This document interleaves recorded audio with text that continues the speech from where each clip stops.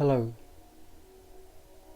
You know what I remember is a photo of Osho, Chandra, Mohan, Jain, when he was a young man. And I really remember this photo. I think he's leaning against the wall and his head is sort of bent low, almost like he's aching with questions that he can't answer.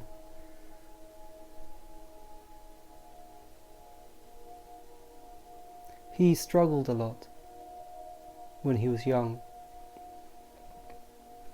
There was also Ramana Maharshi, who I think he was only a teenager, and he was doing his homework one day and just closed the book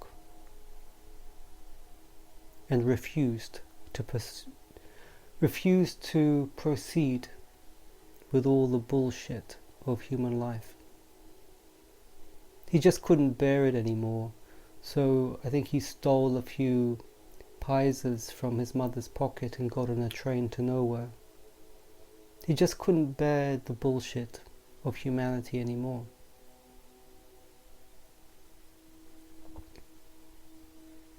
I was listening to a guy today. He was trying to explain the fourth way. Said that Gurdjieff got it all wrong.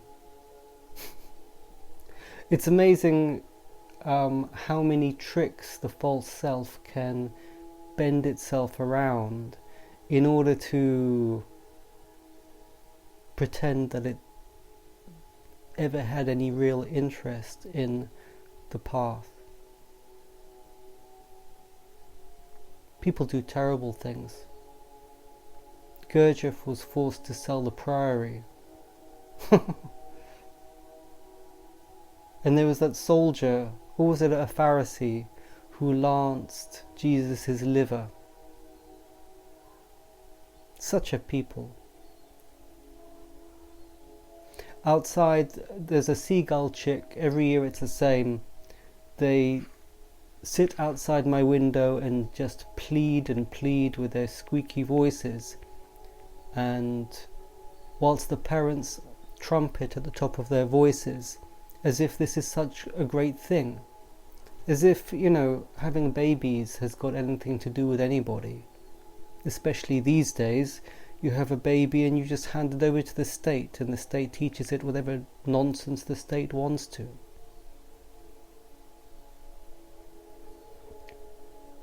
In other words, it's a mechanical process. Every evening, people watch the BBC after having dinner. I love Osho. But then I was never really involved in any of his groups. I just liked him. I listened very carefully to what he said. These days it's almost impossible to find a complete recording of even one of his lectures, because the people that have taken over his organization have buried it all. But he used to speak for 2 or 3 hours at a time and talk about ancient scriptures that he was very familiar with. And he was a wonderful teacher. Towards the end of his life,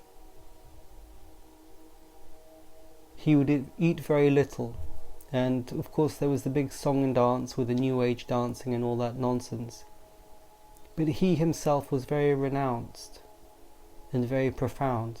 Sometimes he just sat with his disciples for hours. He was a real Indian sage, and a wonderful creature.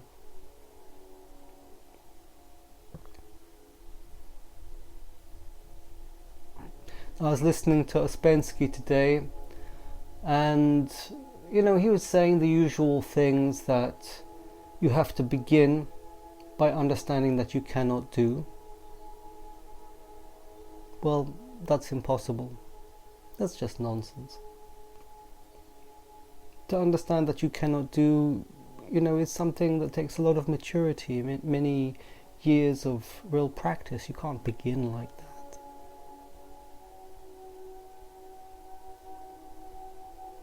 But I think the drama of these kinds of demands, that you must validate and verify everything yourself. Well, how is a beginner going to do that? Impossible. But these kinds of demands are based upon an incorrect teaching situation. The way you have to begin is by being taught by somebody who knows and being fed bit by bit. And that's how Gurdjieff taught. And if you've got to remember, in the historical period when Gurdjieff and Ouspensky were alive, they lived in a private school with just a few students, and they worked hours at a time doing intensive work. So the idea that you're going to work in life, that has to be understood in a certain kind of way. So I think I've just cut to shreds several ideas. One is that at the beginning of your journey you're going to understand that you can't do, not possible. Or at the beginning of your journey that you can verify and validate everything, you cannot do that. Or that you're going to work in life. Well, not really.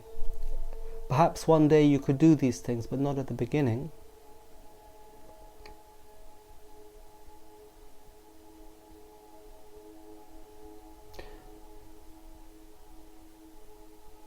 But on the other hand, Ouspensky's quite right that the false self is such a master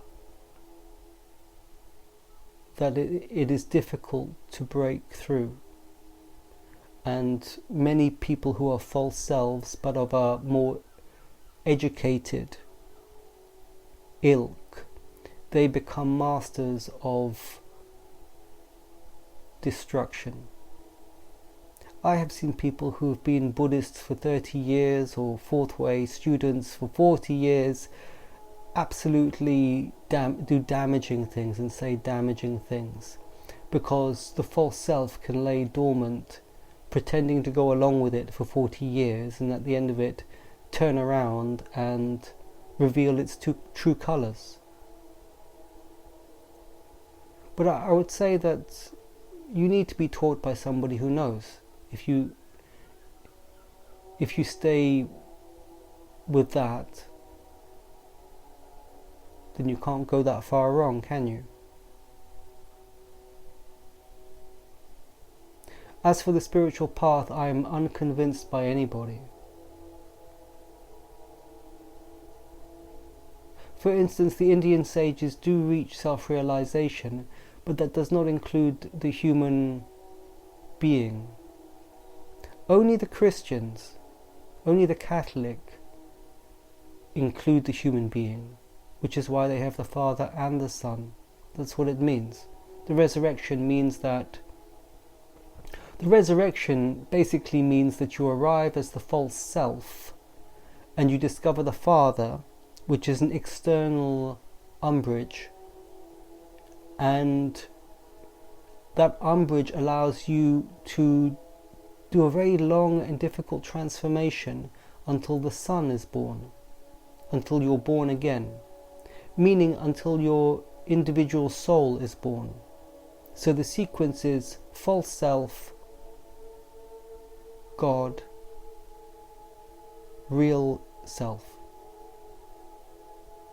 That's the sequence. And to discover the Father is not so hard if you go to a place which has a transmission, because it doesn't involve you undoing so very much. You can feel the Father, you can feel the light of God, even as you are. It's additional to you. It's the open sky. If I say the open sky, I don't use that metaphor lightly, because actually it is felt. It actually feels a certain way because it is a development of a certain body. But the real problem comes after you have discovered the Father, to maintain contact and deepen it until it becomes permanent. And then the even more painful journey is the mortification of the flesh, which is the exchange of the false human for the true human. And that is very painful and difficult, because it's at that point that you have to undo the darkness inside of you, the chaos, the unconscious. And that is painful, because it by its nature, it is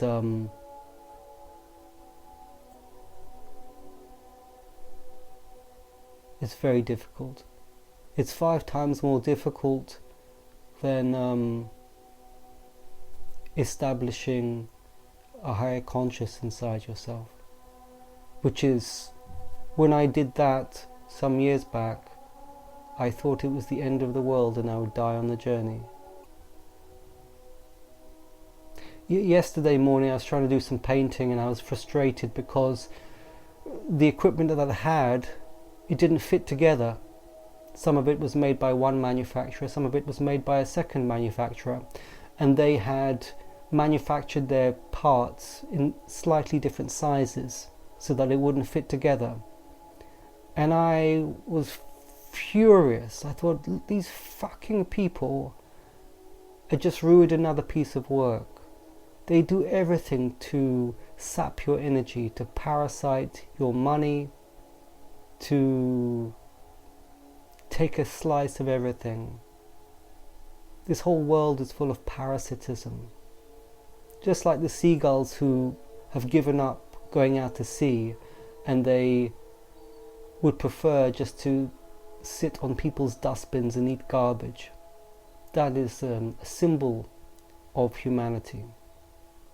What does Jesus say about not laying up your riches in a world of beggars and thieves?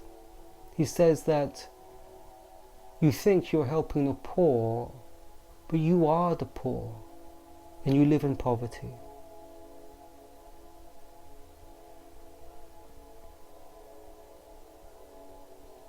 It's not an easy world to come to.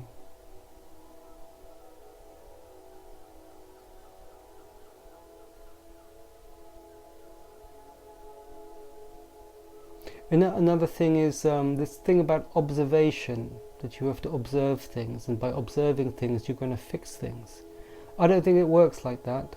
As Gurdjieff says, everything is done in the body or in the heart.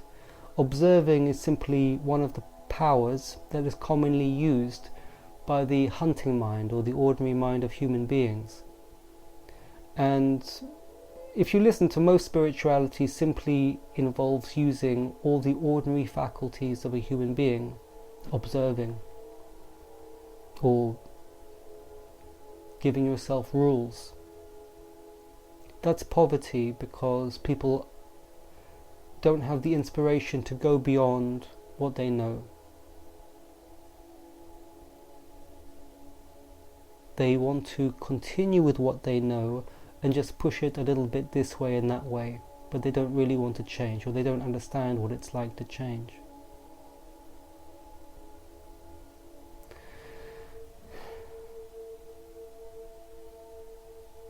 I think although many people have reached self-realization, I'm quite disappointed by the level of spirituality on this planet.